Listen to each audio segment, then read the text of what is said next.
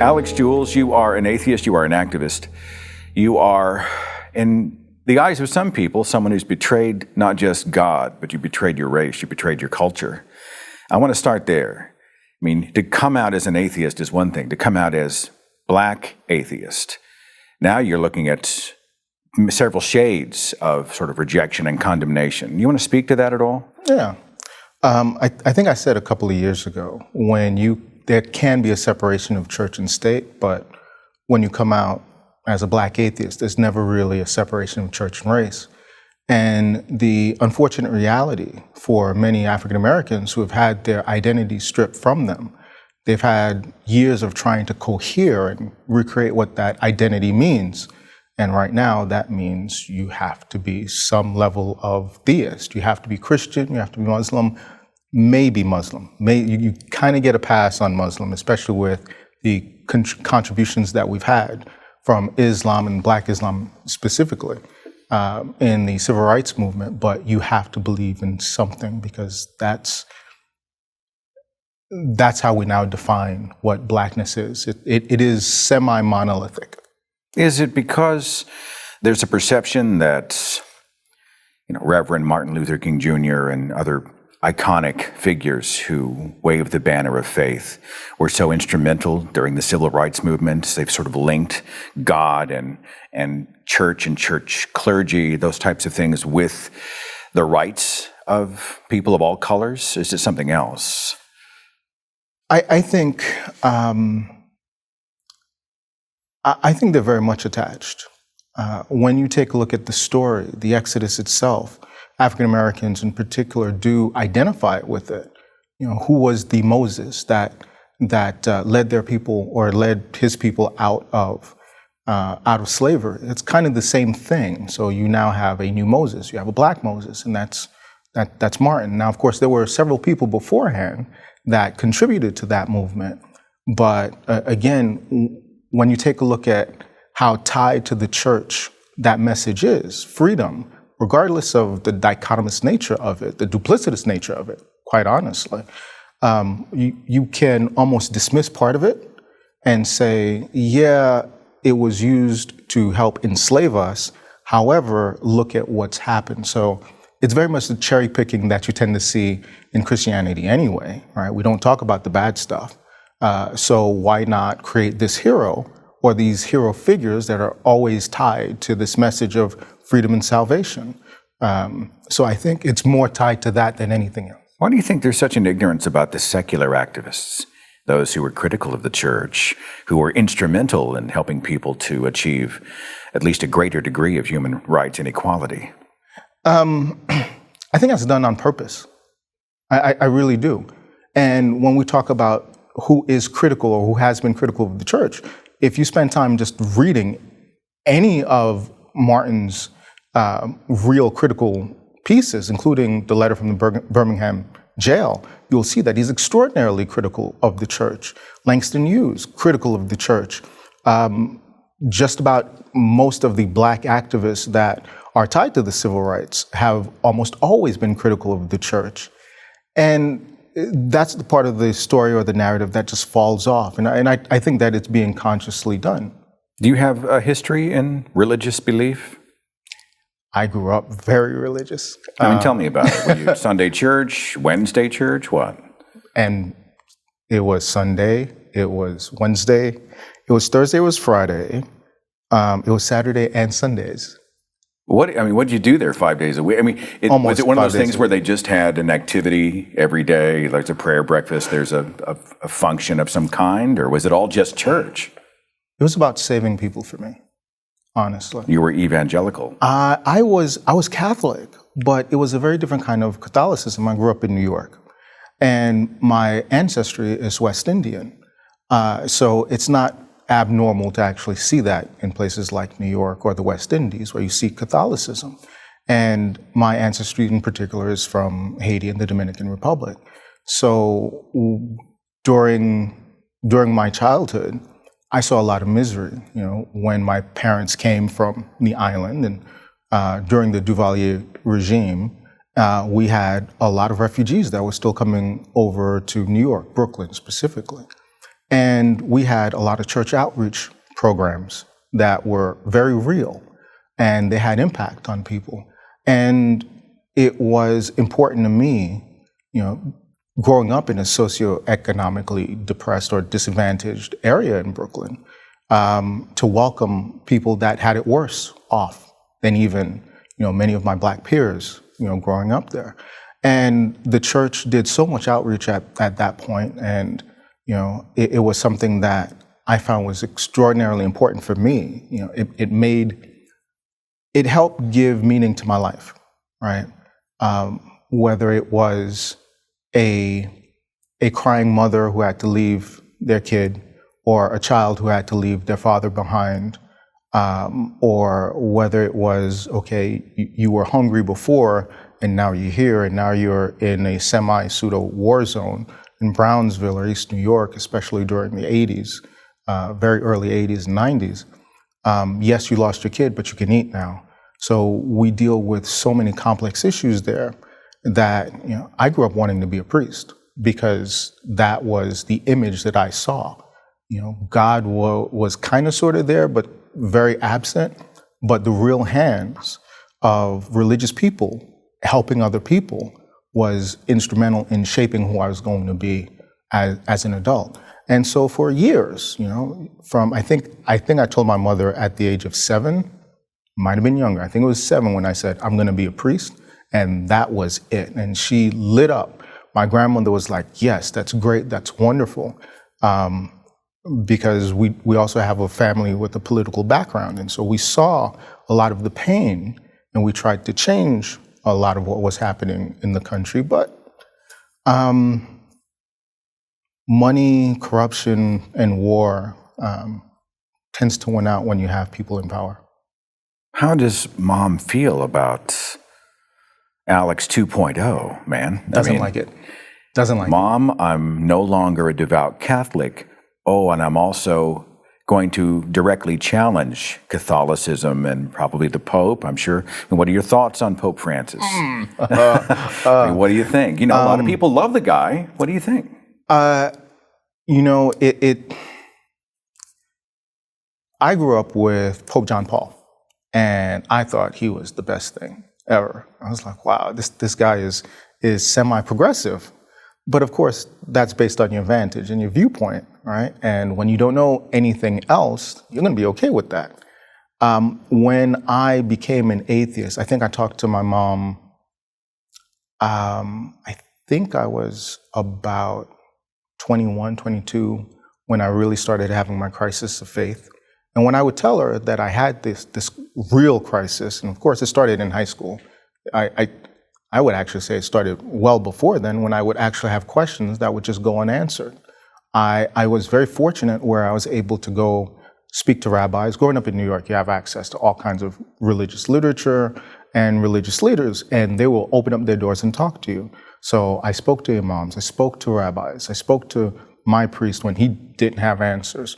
And if it wasn't okay in my parish, I would go elsewhere. I mean, a dollar would get you almost anywhere in the city, right? And you could almost go into any ghetto and have a different kind of conversation. And that was something that was very intriguing to me. So I left seeking answers, and I couldn't find them. I actually converted for a split second to Islam because Catholicism, and she was okay with that. She supported that. Mom was okay with Islam. Mom was okay with Islam. Mom was okay with Islam because I still believed. Now, what year was this, roughly? I mean, how many years ago? Oh, this was in the 90s. I mean, because now, if you had that conversation in the shadow of ISIS, it would be a very because now when Islam is thrown out there, radical Islam is automatically part of that conversation for most people. I mean, it's. So yeah, I mean, she probably wouldn't have gone over quite as well in the year 2016. That's right. Yeah. So this was 1990. At least he believes in God. At least I believe in God, and that's okay. And for a lot of African Americans in general, that's okay. So, as long as you don't go out of bounds, you're all right. And you can even be a doubting Thomas, right? But the second you cross that line, you become an Uncle Tom. So if you say, I'm going through a journey down, I have questions. That's okay. We all have questions. We all have questions. And as long as you stay within the field, it's okay. I've been in the valley too, son. Exactly. And I know Jesus or whoever is going to take you through, and you'll end up supposed to be there. You'll be in the promised land one day with us all. Exactly. Mom, I'm an atheist. Is that how it went? Did you say, Mom, I'm an atheist? I was spiritual first. I was spiritual. I needed that buffer. I had to be spiritual and not religious. And of course, the question was, what do you mean by not religious? Well, I'm not okay with what religion teaches. I don't subscribe to any theistic dogmas. And she was like, do you still accept, my Lord and Jesus as you? I was like, can we and I really avoided it for a while. And it was September 13th. I think it was September 11th, actually, that I said, yeah, I think I'm done now. Of what year now, roughly? It was September 11, 2000. 9/11. It was 9/11. I was dancing along those lines, right? I knew I was an atheist. I didn't want to say it, right? And people around me knew I was an atheist. It's like, when's the last time you've been to church? Right? When's the last time I've read all the Bibles. I've read every sacred book out there. I read the Pearl. Well, they're always kind of taking your temperature at some point, and you become a pet project, right? Yes, absolutely. Everybody pray for Alix. He's going through a journey, I'm not exaggerating. I think I had about 7 pounds of Watchtower magazines. Watchtower? Yeah. Really? Yeah, well, just because, right? I mean, they would come in and we'd have conversations, and they didn't have the answers. I had a lot of questions and they didn't have answers. So like, but let's have a conversation anyway. Right? So yes, I had tons of Watchtower. On top of not believing, then, you seem to have always had an activist nature, though, right? I did. You want to get your fingers in the mix. You want to be a part of positive change, and that continues now. So I throw the words social justice warrior at you.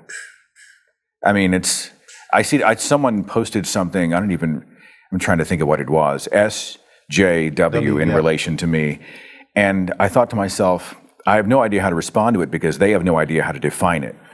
And that's the problem. That's exactly the problem, because a few years ago, I would even say 4 or 5 years ago, someone would throw that at me. I'm like, really? Did I earn that? Right? Yeah. Because my definition of social justice warrior, that was Malcolm, and that was Martin, that was Angela Davis. I mean, I've got list of social justice warriors, people that wanted positive change and saw the discrepancies of how justice was applied across society. And that's kind of how we define what social justice is. And if you are an equality-based person or someone that wants to focus on flattening out, quote unquote, privileges, right? You should want to stand for social justice. I mean, why would you not? So it means something very different to me, but the words become anathema. It's been poisoned. And it's been poisoned because of taking a lot of the extremes and the exceptions and saying that that's what it is. It's very much like trying to call all of Christianity, Westboro, right? We know that's not true. And Westboro may have a point, right? And they have very valid concerns about their theology and the purity of their level of Christianity. Some could argue Westboro is actually practicing a more literal and correct version of Christianity, right? I absolutely agree. And then when you take a look at some of the conversations that happen with, on campuses, for instance, because that's a big one, right? You seem to find a lot of extremes, or what you think are extremes, when you don't look at the entire context, right? I grew up in a very misogynistic society. Culturally, it was all about misogyny. We were dropping the N-bombs, we were dropping the F-bombs, it was very homophobic as well. It was just part of the noise. So all of these biases that I was inheriting, they were culturally inherited biases. And if there wasn't someone that was going to stand up and say, wait a minute, and challenge me and say, is this right? Right? Do you really consider yourself the N-word? Do you really consider? That was all brought about because of changes or challenges from social justice warriors. And so even now when people say, are you tone policing? Are you policing people's words?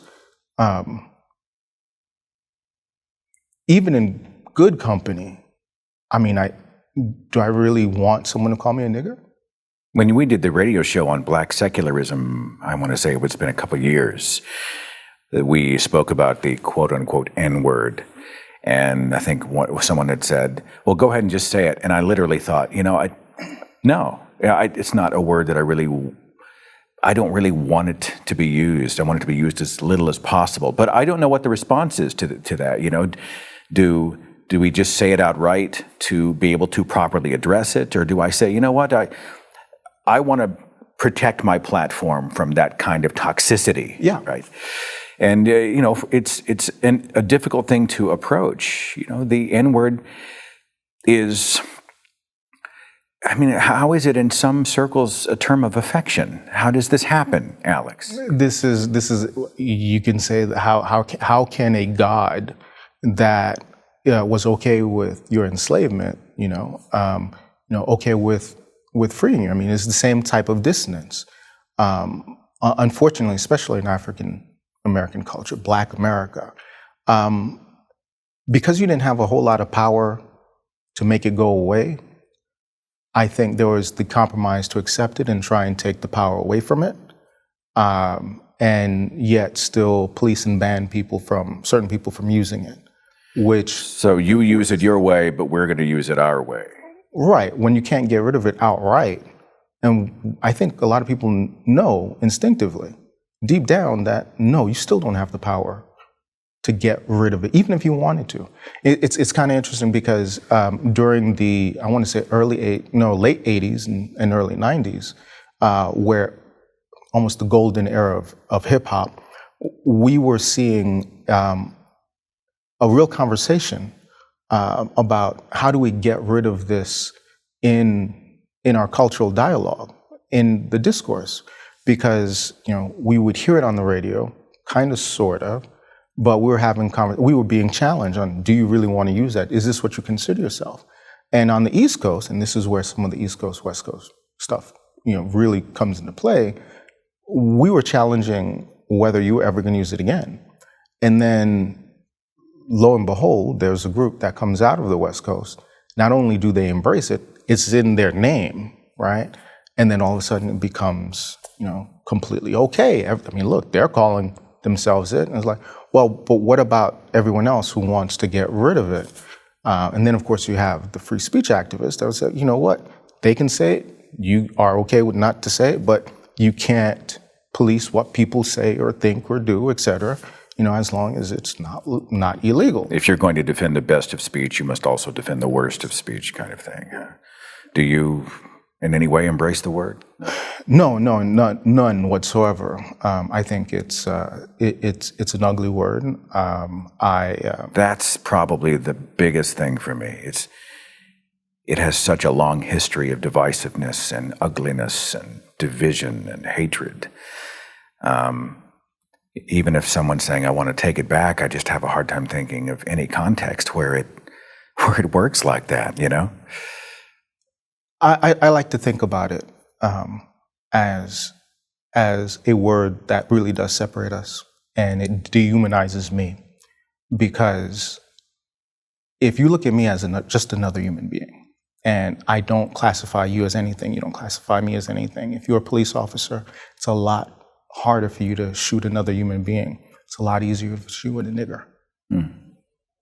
There are some who say that I'm not qualified or as qualified to be a part of the conversation because I was born in the United States, because I have, not just white skin, but so bright white you could probably land aircraft with me. You know what I'm saying? I haven't lived the life of someone who has faced discrimination because of their color. I can't speak to it firsthand. In many ways, I'm struggling to relate to it, yet I'm desperate to be a part of the conversation about social justice, about equality, whatever you want to call it. There are unequal things happening. There is discrimination and bigotry happening. There are people cordoned off from opportunities because of their race or because of their ethnicity, because of this, because of that. I just want to see us as the human race, if you'll forgive the cliche, right? how do I, as someone who can't speak to it firsthand, participate without totally coming off like a fake? I mean, what do I do? I'm always going to be in the outside in. Can I help make a difference, and how? Yeah, and that's always the struggle, because you're going to struggle with it on your side. You're going to struggle with it on my side, but because there's so much anger, right? There's so much real anger that exists between the races today. We see it in the rise of Trump. Right. Yeah. Trump is perfect. Trump is absolutely perfect, because I take a look at a lot of my friends who say, I don't understand how this is happening. It's like, okay, these are all my white friends who are saying that. All my black friends is like, told you, right? Just a matter of time. It was just a matter of time. And I tell my white friends, is like, if you cannot understand how Trump came to power, then you haven't been listening to your black friends. You've been ignoring them, because we've been taught that's the America that I've always lived in. All right, so this does not surprise me at all. All right, so you give me in a few seconds, give me your take on Trump. Trump happens, why? I went to a Trump rally. Where? In Fort Worth. Okay. In Fort Worth. It was an amazing experience. I'm sure you blended right in. Right in. And there were other black people there. Okay. They were selling wares, believe it or not. And I would walk up to them and was like, vendors? Hey, vendors. Okay. So here's the thing, right? I would walk up to them and was like, hey, are you like, no, but I got to make some paper. I was like, and I'm like, he'd be so proud of you. Because that's the kind of capitalistic, entrepreneurship. Targets of opportunity, right? Absolutely, everyone loved every that. Minute kind of thing. Right. So there were no actual black supporters there, but there were other black people there, and none of them were inside. And I actually went inside and got to hear it. And what was surprising was the normalcy of that entire thing, because I expected to see hoods and angry people. No, I saw doctors, I saw lawyers. I saw businessmen, big business, small business, just everyone, a cross-section of, mostly white America, but it was a cross-section of America.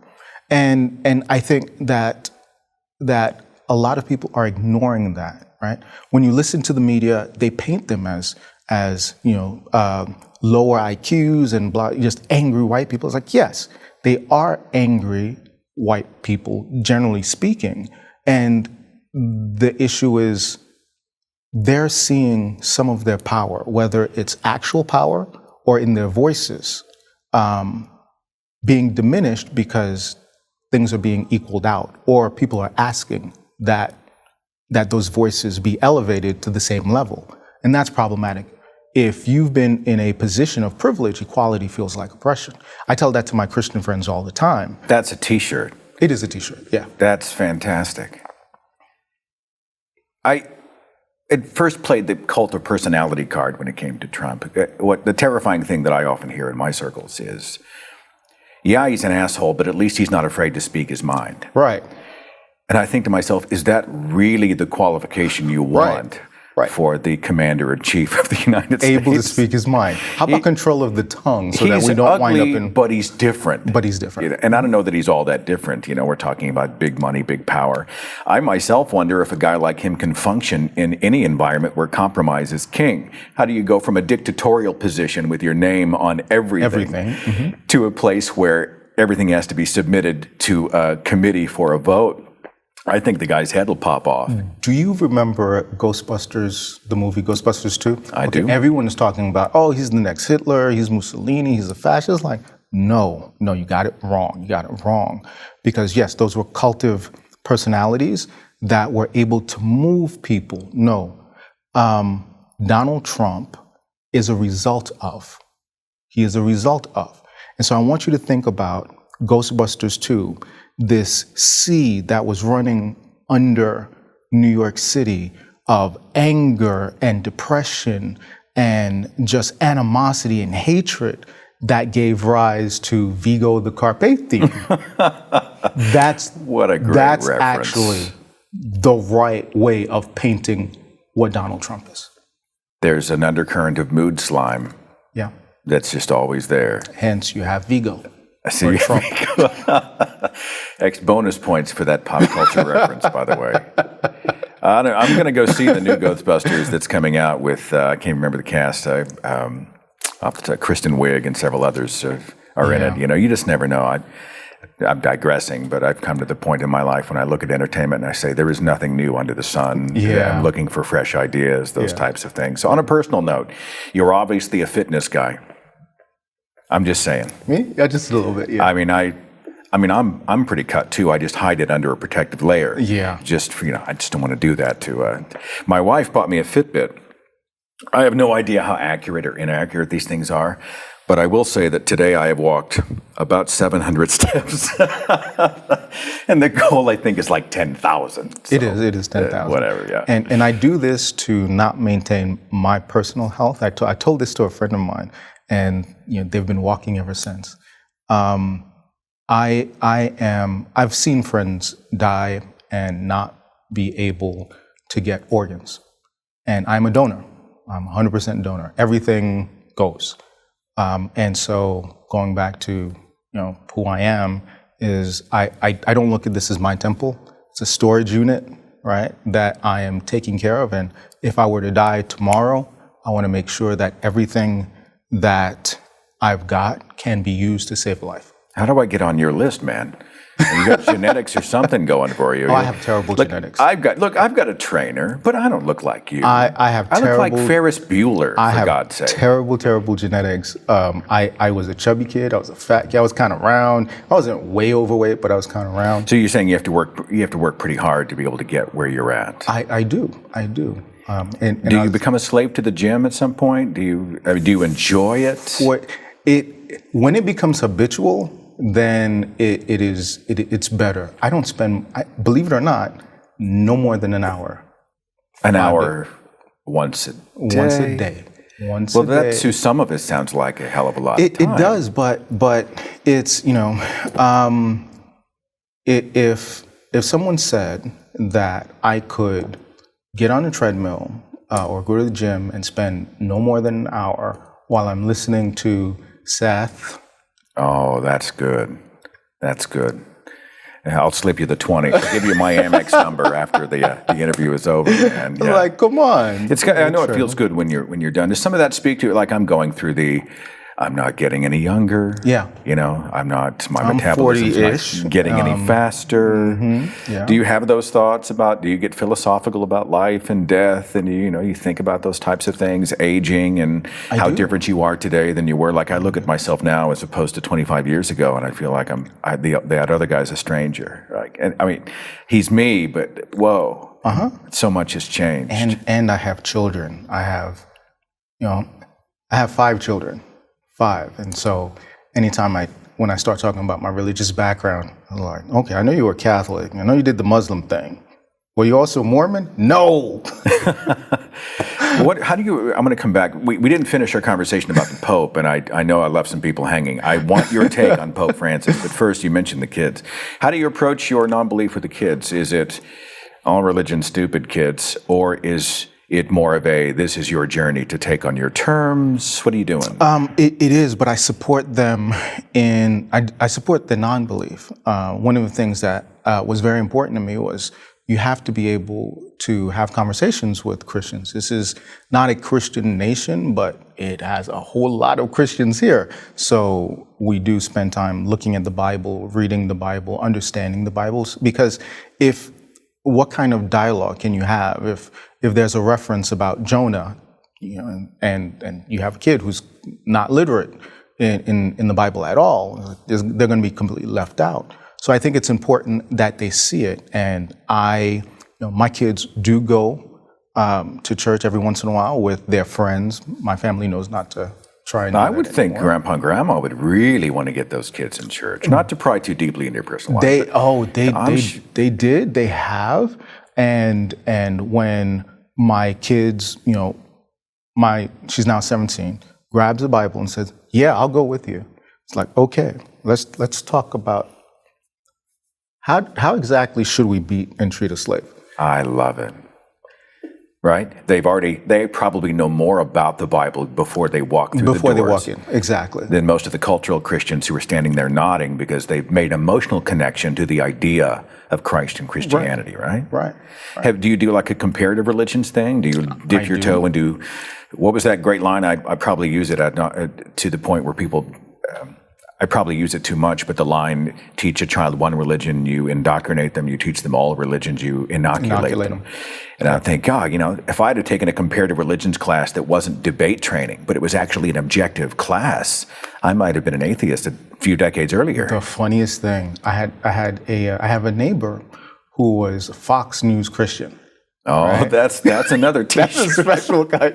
She's a Fox News Christian, and we lived next to each other for years, and she just automatically assumed that I was Christian, and I never we talked about religion all the time, and she'd bring up verse and what have you. I'm like, yeah, we could talk about it, and she never asked me what my belief was. She just assumed that I was Christian. Like, of course, you know so much about the Bible. Why wouldn't you be Christian, right? I mean, how else are you going to get it?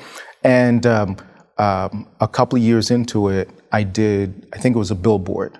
And I had news vans that were coming in and out and wanting to interview me. And was it like a Freedom from Religion billboard? It was the African American billboard. Okay. Back in 2011. What did the billboard say? It doubts about religion, you're not alone. Okay. Okay. So I have that one, and then I did there's that one, and then there was me and Langston Hughes on the billboard for Wow. That got me death threats like crazy, and it was just insane. Death threats? Oh yeah, death threats. I thought I was gonna have to. Your family starts to worry a little bit about you? We were concerned for a while because we were getting, I've been really active, I want to say since about 2011,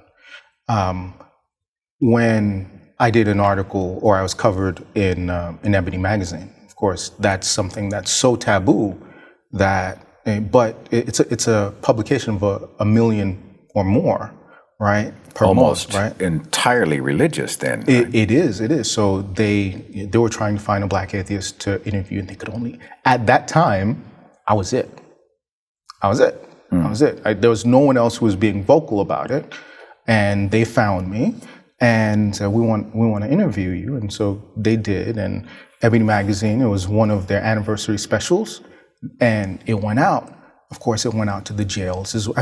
It's everywhere. It's a prolific black magazine, and I started getting not just emails but mail from jail and stuff like that, where people were like, they were going to cleanse you from the earth in the name of God. That's right. Well, that'll flat keep you up at night, because it's not just about you then, it's about your kids. Right. Yeah. That's right. And in fact, we had a really big scare because I had a friend who was also associated with me in some of the organizations, and they sent mail to his house. And he was completely unlisted. He had literally moved 2 weeks before, and death threats, or actually just really threatening mail, made it to his home. And I'm like, how exactly did they get this? And we had to call the warden, and we're trying to figure out where all this was coming from. This was a couple of years ago, and so things have kind of mellowed out a little bit. But occasionally, I'll still get stuff from even that article.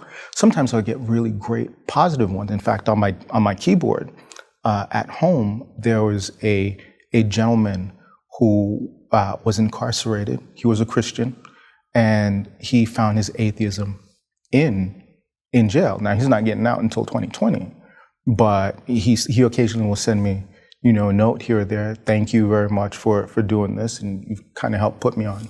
That's kind of a reverse of the usual story, isn't it? They go to prison and then they find God. Yeah, right. But for him, it was, why would God let me make the decisions if he's really, going to be part of my life? How would he let me get there? Why would he allow me to make all these bad decisions?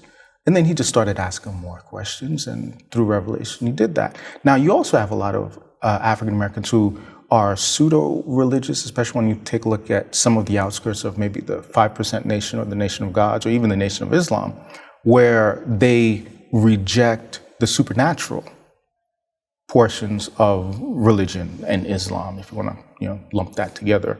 If you're truly Muslim, you don't want that lumped together because the 5%ers have been classified as a hate group. However, if you start looking at those numbers, in particular in jail, do they believe in the idea of a sky daddy or ghost or anything like that? Like, no. And so they are pulling.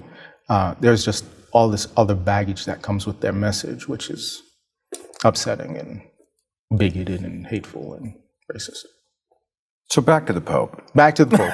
I'm just sorry. Back to the Pope. I just want to throw it back there real fast. I saw in our recent article, and he seems to be. It's funny. He's like two people. There's one Pope that seems genuinely compassionate, and he's like he cares, and that he's willing to push the envelope, and he's willing to stand against the status quo, and he seems to be accepting, for lack of a better word, of people that the church doesn't have a history of accepting. Yeah. And then all of a sudden, then he'll turn around and say the most heinous, ridiculous thing, and then he goes back to being accepting and caring. There's a lot of me that kind of likes a lot about Francis. Yeah. At the same time, we're talking about the quarterback for a multi-billion-dollar religious corporation that has a history of bigotry, discrimination, corruption, and all sorts of crazy shit. That's right. And so, I don't know what to do with the guy. What's your take? He's hard because he's easy to relate to, especially with my background. I'm like, this is what he's doing. He's doing this because he's generally motivated to try and help people. And I'm like, yes, right? A hero from the people, for the people. And you look at his background in particular, it's like, well, he's been on the streets, doing some of the street priesthood or street, hands and what have you. In fact, he's washing people's feet, right, at the Vatican, and this is the meek. And part of me wants to go out there and hug him, but he's an example of good people doing bad things in the name of God, and that's where that line it never goes away. And so I want to say yes, great, wonderful, but I can't excuse what he says or sometimes what he does. And say, well, that's God's fault. And so I almost have to always put the Catholic Church in general in its own corner, it's in its own box. And like I said, I really want to like him, but it is a money-generating engine, right? Almost completely insulated, yeah. And then with the institutionalized cover-ups of abuse and all these other things, even when they come forward from a position of leadership and speak, quote unquote, speak out against it, much of it seems to be ineffectual. It's kind of like politics, right? And I have so many friends. I'm obviously not a Trump supporter, but I tend to be disassociated with politics in general. Not that I don't believe, I don't think that the political structure as is necessarily works, right? And when I have friends who stand up and say, Bernie, Bernie, Bernie, and he's going to change everything, I was like, yeah, that whole white messiah thing didn't work for me before. So I'm just gonna have to pass on that, not pass on some of the ideas and the ideology, but I have to take a look at what's happening in the background. And it's unfortunate because I think the Pope winds up seeing or being a victim of the same thing. Even if he wanted to change all of the Vatican or change Catholicism as a whole, monolithically, and say, no, we're gonna make this massive shift, you've got to take a look at his see and take a look at the synod and everything else that goes with it and say, that won't change overnight. And he still has to stand in support of all of that, just like Bernie, should he become president, will have to find ways to reduce the level of change that he's committed to, right? So they both find themselves in very interesting parallel. They're not going to be able to function with autonomy. That's right. The phenomenon, I call it Bernie Christ. And there's a lot that I do like about Bernie Sanders. I totally resist this nearly fanatical. Now, again, I always have to stop and say, if you are an enthusiastic supporter, and that's it, I'm not talking about you. Yeah. I'm talking about the Bernie Christ people who are, Bernie will save us all, he will cure all our ills. All we have to do is get him elected and the world changes. And I think the world has never worked like that. Right. He would face a mountain of opposition. Again, we're looking at the arena of compromise and whatnot. There are some who would say that with the white messiah comment that you're actually using race as a criteria to discount Bernie. I mean, are you being racist about Bernie Sanders? I say that kind of tongue in cheek. Oh, okay. But when well, no, I mean, I'm playing devil's advocate here, but I mean, does color speak to whether or not you think he would be an effective champion for basic human rights across the color spectrum? The first response that just jumps out is like, how effective do you think Bernie Sanders would be if he was black? I really don't know. Nobody thinks about it. It's like I really don't know. He would not have the platform that he has right now, and it was like, no, it's not the next Obama. No, when I take a look at what we have out there in terms of candidates, I would actually say that a lot of his policies relate more to African Americans than anything else. When we take a look at minimum wage, that's a black issue. When we take a look at incarceration and the industrial complex that is prisons, that's a black issue. Now, it's not a black issue because blacks make it a black issue. It's a black issue because of the historical policies that have been there, right?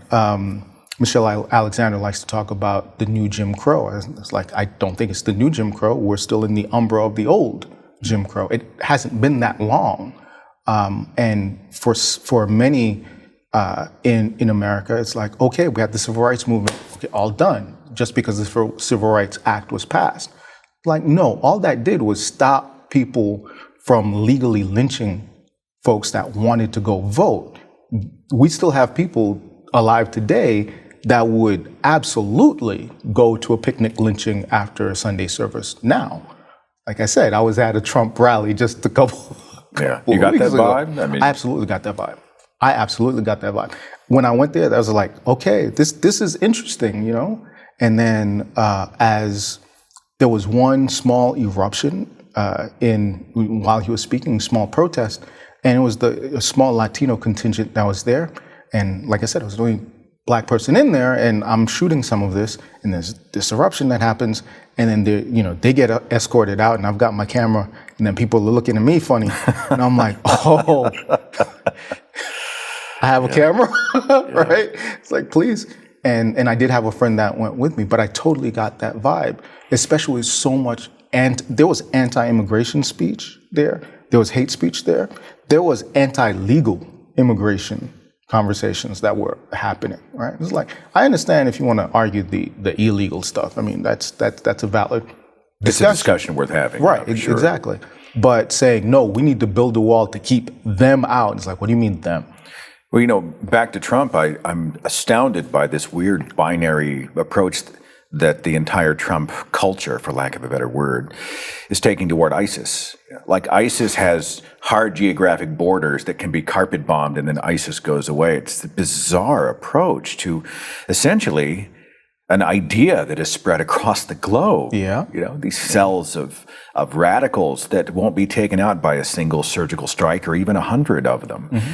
Not that there isn't a time when force is necessary, but I think to myself, you can people want an easy answer, man. They want it to fit in the cookie cutter. They want it over tomorrow so they can go back to watching their favorite shows on television. And how do you affect change in a culture, an entertainment-based culture, that prides itself in its own ignorance about the rest of the world? What happens over there? Tough for them. Syrian refugees, tough for those folks, weren't born here. I mean, I feel bad for you, but... and let's also ignore the fact that we helped create ISIS and ISIL. That we helped to create the vacuum that ISIS then came in to fill. Yeah. Do you think the United States has a real culpability for being an agent of destructive power? I mean, do you want to talk about our responsibilities in regard to Al-Qaeda, ISIS, whatever? I think it's kind of hard to ignore it. Especially with my background, I understand what the real non-conspiratorial dealings that America had with Haiti, specifically that island, and what's come to pass. I understand that the Duvalier regime was kept in power for quite a long time, not specifically because of Haitians and some of the indigenous people that were still left there, but because they were propped up by the American government. So it's very difficult for me to, as someone here, to ignore that. And I tend to believe that I spend more time looking, because I do travel, and I wish more Americans would do that. I wish more Americans would just leave the country, go on vacation for a week, and say, okay, America's the greatest country in the world. Okay, leave that for like 48 hours. Just don't say it. Instead of looking through the windows and tapping on the glass, go and experience it. Some of the rest of the planet. Exactly. So you could still come back and say it, right? Because when you start taking a look at our freedoms, who's got this level of freedom, right? Now, some people resist that. They say they equate patriotism with blind nationalism. That's right. That's absolutely right. Oh, you love your country, it automatically means you think everybody else is second class. And I resist that totally. Yeah. I mean, I can love my country and want the best for my country. I can be a citizen of the U.S., but also be a citizen of the world.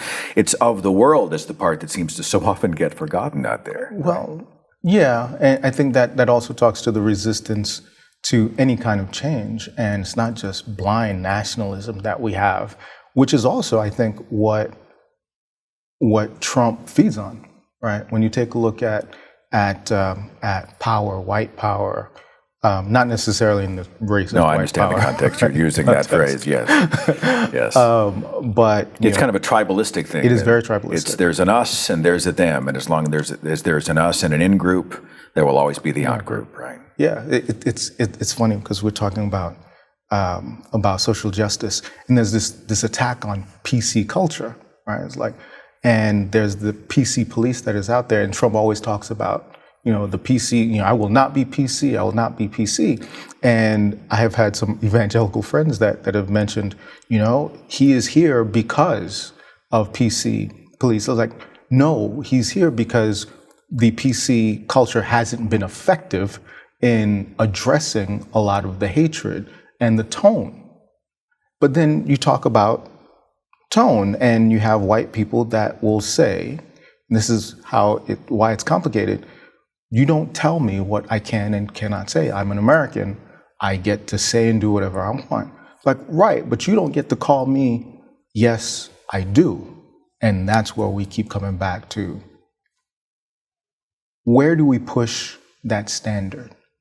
And we keep talking about what progress is, and we can measure some of it in feet, but when we start talking about words, we're still measuring that in inches. You shouldn't still be asking whether I can or can't call myself the N-word.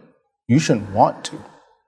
We should really be talking about moving the standard beyond that, and we're not. And I think that's probably one of the more base measurements that we can use to see exactly what kind of progress we have made. Do you respond to the "we are all Africans" narrative? We're all the human race. There is one race. Do you think there's merit in looking at? Do you like black or African American? Because that's a conversation, right? That is. Call us black, no. Call us African American, and I'm like, oh shit, which one do I use? Because I just whatever's right, right? Whatever's right. I mean, what's the move, man? Okay, so the problem is. I just opened up Pandora's box, didn't I? Yeah. And this talks about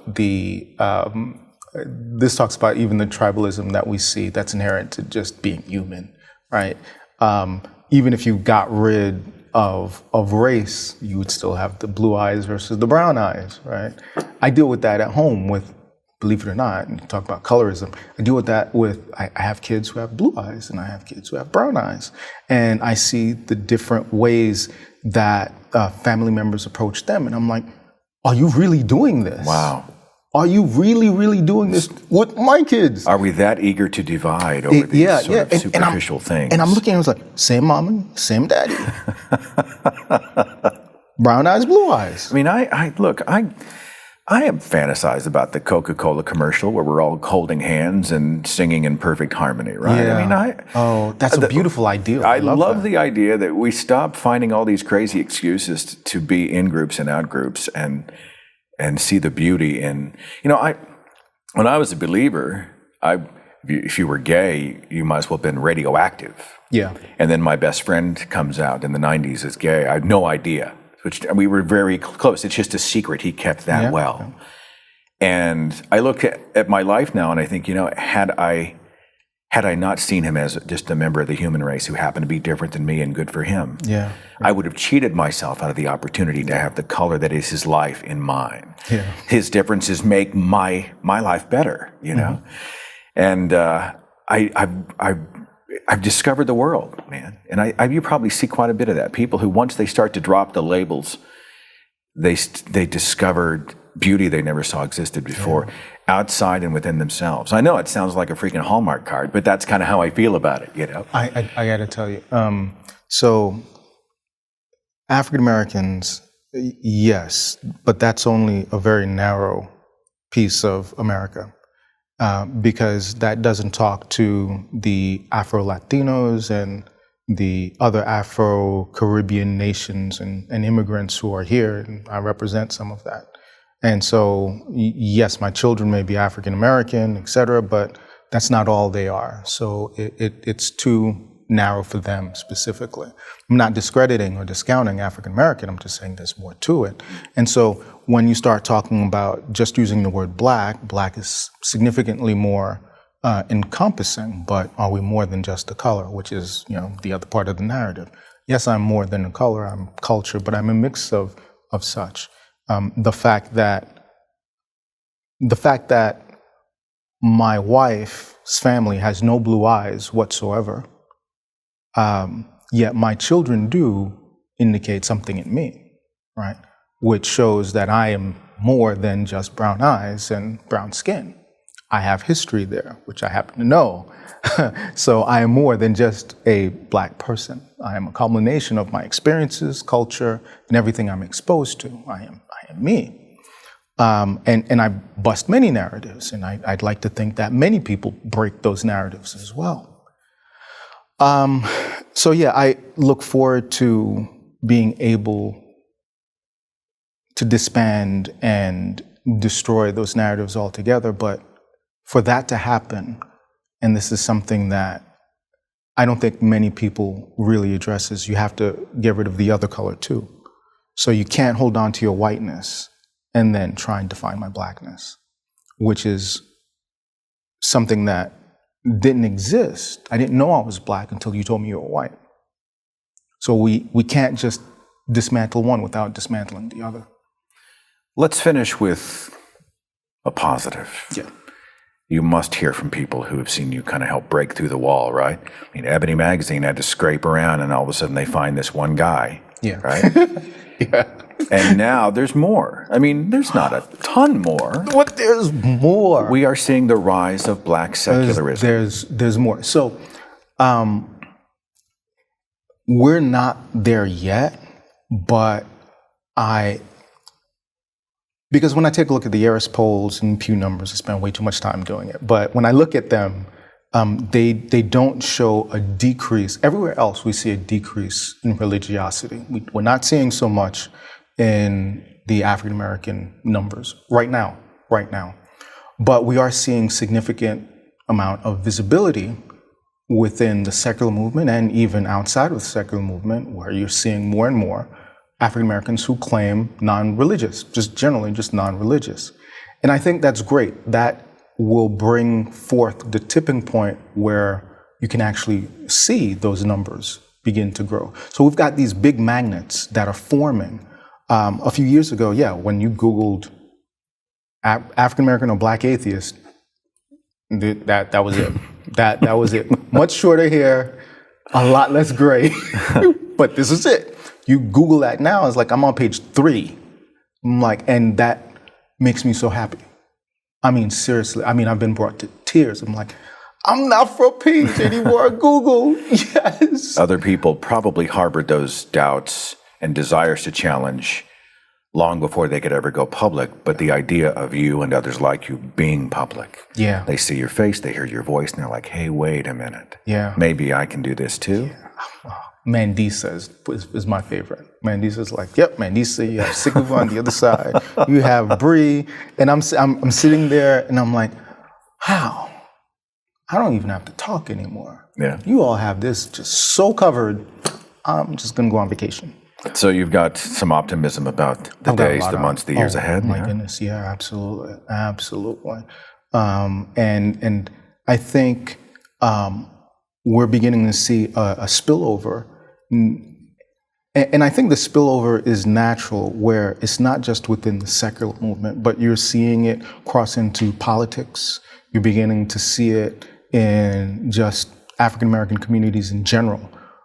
You're seeing it in interfaith dialogue that the secular movement isn't always invited to. Not that we don't always participate, but we're not always invited to it. But if you show up on an interfaith panel and they don't know you're an atheist because you're black, and you start speaking, oh no, I happen to be an atheist, but who invited him? It's too late. He's already here. What are you going to do? And he won't be silenced. Yeah. But even within other more active movements, the Black Lives Matter movement and various other social justice movements, we're seeing people who reject theism, reject Christianity, and they're not afraid of saying that they do. And that's really encouraging, because now we can say that you're actually doing more because you're motivated to do more by you intrinsically, and you're not doing it for goodness. You're doing it for goodness sake and not for God's. That's awesome. You're making a difference, Alix. I appreciate you, my friend. Thank you so much for being here. Always a pleasure.